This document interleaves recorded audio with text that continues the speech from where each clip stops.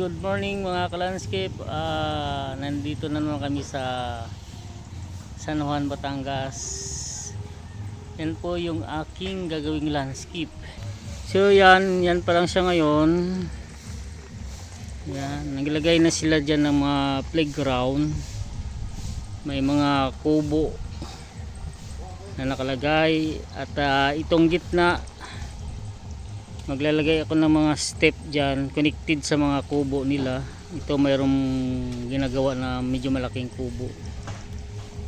So yan lahat po ay lalagyan namin ng frog grass at saka halaman.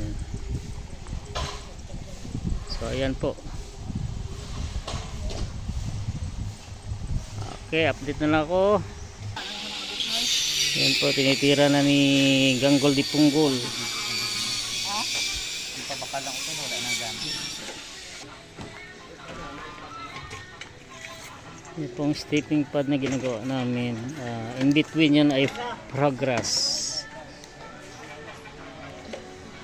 Yan, bali paikot yan sa area na yan, pupunta doon.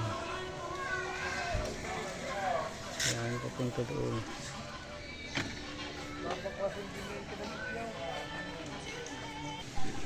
Ayan po mga landscape, update ko lang kayo sa aking landscape. Ito na po ang nagawa naming trabaho sa loob ng 7 araw.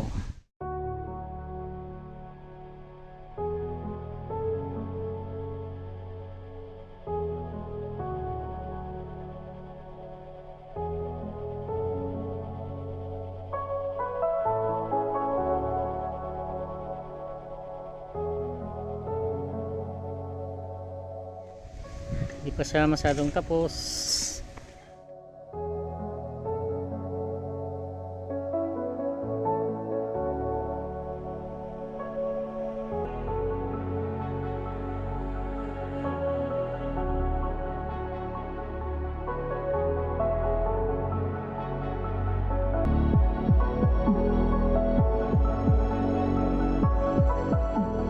Hanggang dyan lang muna mga ka-landscape. Babol. Hello, good morning mga ka-landscape. Ayan po, may dinagdag na naman dito sa aking area na sa landscapein. So yan po siya, malalim po yan. At nagtatambak kami ng panambak para hindi siya magastos garden soil. Yan ang aking mga malalakas na trabahador, si Ganggol di Punggol, si Binoy Botitor. Yan, tinatambak namin dyan yan, malalim mo. So lalandscapein yan, lagyan ng progress. Yan, may African talisay dyan. Okay, so yan mga ka-landscape. Ayan guys, lapit na kami matapos sa pagtanim ng frog grass. Yan ang aking mga nagtatanim. So yan pa yung natapos namin na area. Yan, tapos na yan. Ito pa mga ka-landscape. Yan, hindi pa tapos yan. Ayan, oh, hindi pa tapos. Mayroon nang nag-akupa sa cottage nila. Ayan, okupado na lahat yan, yung area na yan, yung mga kubo-kubo na yan. Kaya paspasan ng aming trabaho. Si Binoy Botitor, oh. May gin naman yan mamaya. Ayos. Hello, magandang hapon mga ka-landscape. Ayan po, after 13 days na trabaho namin sa 3 tao ko, ayan na po ang resulta ng aming ginawang landscape.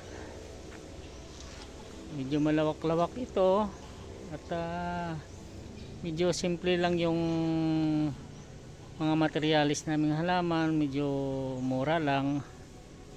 At yan ang kinalabasan.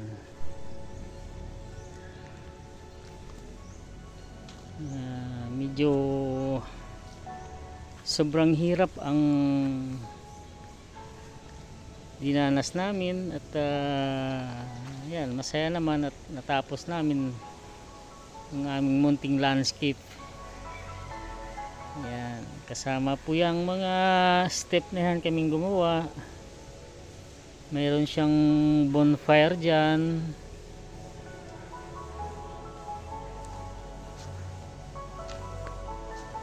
So, yan po. Medyo mumurahin lang yung materials namin na halaman na ginamit. Mayroong Eugenia, African Talisay na green, Soplera, Fraggrass.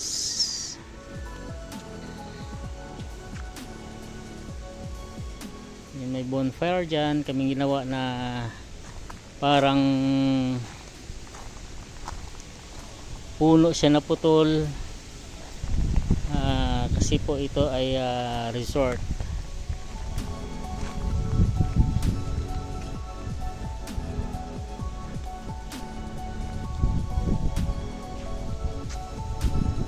Ito pala yung mga cottages nila, native ang type. Yan, kawayan at nipa.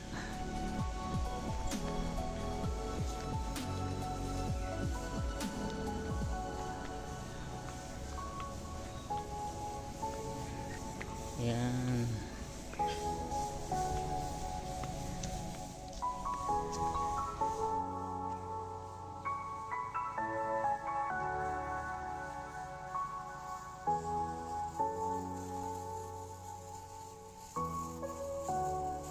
So hanggang dyan na lang mga ka-landscape ang aking video. Sana maibigan niyo po ang aking ginawang landscape.